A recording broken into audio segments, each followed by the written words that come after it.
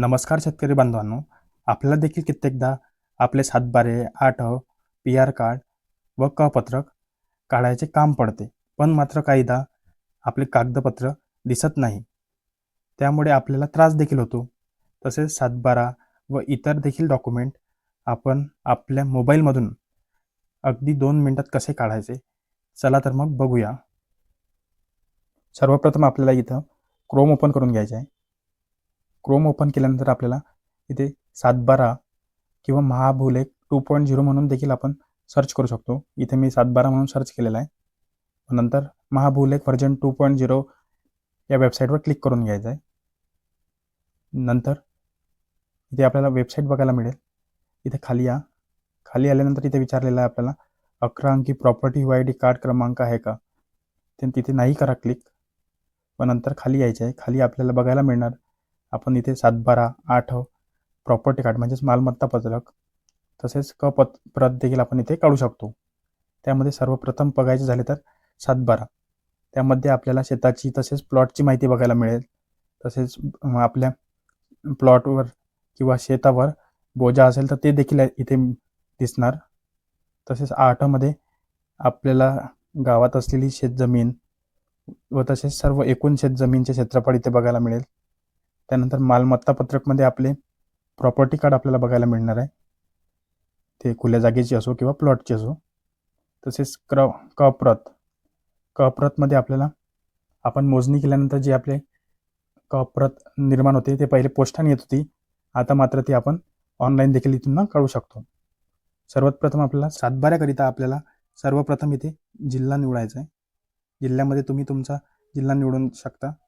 वाशिम, धाराशिव, छत्रपती संभाजीनगर, जालना, नांदेड, परभणी, बीड जो काही तुमचा जिल्हा आहे तो इथे निवडून घ्या.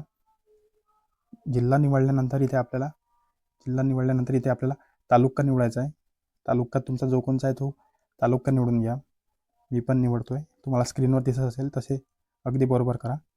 नंतर आपले शेताचे म्हणजेच मोजा गावाचे नाव सिलेक्ट करून घ्यायचे व नंतर इथे आपण सर्वे नंबर अक्षरी किंवा अंकी देखील टाकू शकतो. त्यानंतर इथे सर्वे नंबर टाकून शोधावर क्लिक करून खाली कन्फर्म करून घ्या. एक वेळा सर्वे नंबरमध्ये आपला मोबाईल नंबर टाकून घ्या. मोबाईल नंबर टाकल्यानंतर आपली लँग्वेज देखील आपण चेंज करू शकतो. मराठी, इंग्लिश, हिंदी ज्या कोणत्या लँग्वेजमध्ये आपल्याला सातबारा हवा असेल. आपल्याला मुख्यतः जर मराठीचंच काम पडणार तर मराठीवर क्लिक करून घ्या व नंतर खाली कॅप्चा टाकून सबमिटवर क्लिक करायचं आहे. आपल्याला इथे नावाचं देखील ऑप्शन आहे सर्च करायला. मी ते बाजूला दाखवून देणार तुम्हाला. तुम्ही नावाने देखील इथे सर्च करू शकता. पहिले नाव, आडनाव. बघा आता इथे आपला सातबारा आलेला आहे. अशा प्रकारे आपण आपला सातबारा काढू शकतो. तसंच आता आठ बघायचं आहे आपल्याला. तर आपल्याला वेबसाईटवर यायचं आहे. नंतर इथे आठावर क्लिक करायचं आहे. तशीच सेम प्रोसेस आहे. फक्त आता इथं आपल्याला सर्वे नंबरच्या जागी खाता क्रमांक टाकायचा आहे. सातबाऱ्याचा जिल्हा निवडा, तसेच तालुका निवडा, आपल्या गावाचं नाव निवडा. खाली आता इथे आपण नावाने देखील सर्च करू शकतो व खाते नंबरने. मी खाते नंबरने सर्च करत आहे. आपल्या सातबाऱ्यावर असेल खाते नंबर, तो खाते नंबर टाका व शोधा या बटनावर क्लिक करून घ्या.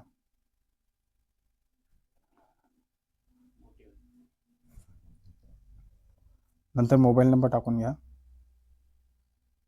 आपली लँग्वेज मराठी. नंतर कॅप्चा टाकून सबमिट करून टाका. कॅप्चा अगदी बरोबर टाका.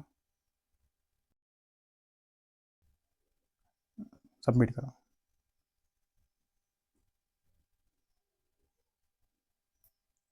सबमिट केल्यानंतर काही वेळ लागू शकतो. नंतर आपला आठ इथे दिसून जाणार. त्यामध्ये जर आपल्याला आपला आठ बरोबर दिसत नसेल तर वरती आपण थ्री डॉटवर क्लिक करून डेस्कटॉप साईडमध्ये देखील बघू शकतो. म्हणजे आपला पूर्ण पद्धतशीर आठ दिसून जाणार. त्यानंतर आपल्याला आपले मालमत्ता पत्रक बघायचे आहे कसे काढायचे. तर सर्वप्रथम आपल्याला इथे जिल्हा निवडून घ्यायचा आहे आपला.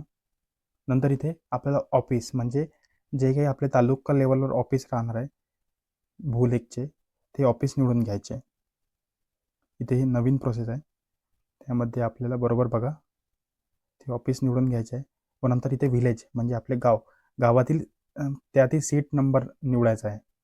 आपल्याला मुख्यतः ग्रामपंचायतमधून हे सीट नंबर CTS नंबर मिळून जाणार आपल्या प्रॉपर्टीचे. ते तिथून घेऊन पद्धतशीर बघा सर्व आपला जो कोणचा सीट नंबर असेल किंवा नाव असेल ते बघून इथे टाकून घ्या. तसेच CTS नंबर किंवा आपण इथे नावाने देखील सर्च करू शकतो, बाजूला नावाचं देखील ऑप्शन आहे. मी इथे CTS नंबर टाकून घेतो, खाली कन्फर्म करतो व नंतर मोबाईल नंबर टाकून आपली जी काही लँग्वेज आहे म्हणजे मराठीत हवं आहे तर मराठी टाकतो व नंतर इथे कॅप्चा करून टाकून सबमिटवर क्लिक करतो. काही वेळ आपल्याकडे रिलोड घेणार व नंतर आपले मालमत्ता पत्रक इथे दिसून जाणार. असे आपण आपले मालमत्ता पत्रक देखील इथून बघू शकतो किंवा डाउनलोड देखील करू शकतो. त्यानंतर आपण इथे आपली मोजणी झाल्यानंतर जे आपले पत्रक तयार होते ते देखील इथून आपण बघू शकतो.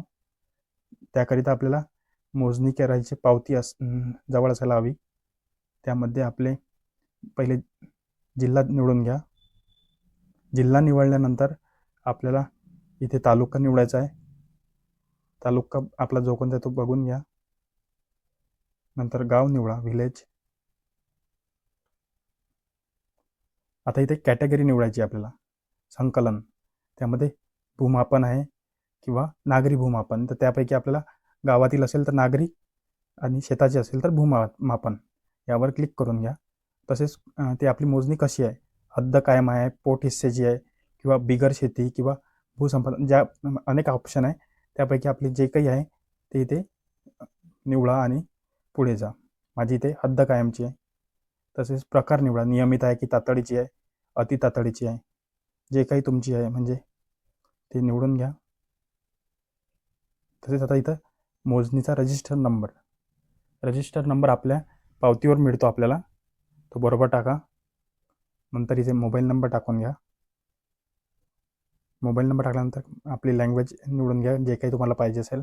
मराठीत हवं असेल, इंग्लिशमध्ये, जी कोणची लँग्वेज आपल्याला बघायची आहे ते सर्व लँग्वेज इथं आहे. त्यामध्ये मी मराठीत निवडतो व नंतर खाली कॅप्चा टाकून घेतो. कॅप्चा टाकून खाली सर्चवर क्लिक करून घ्या.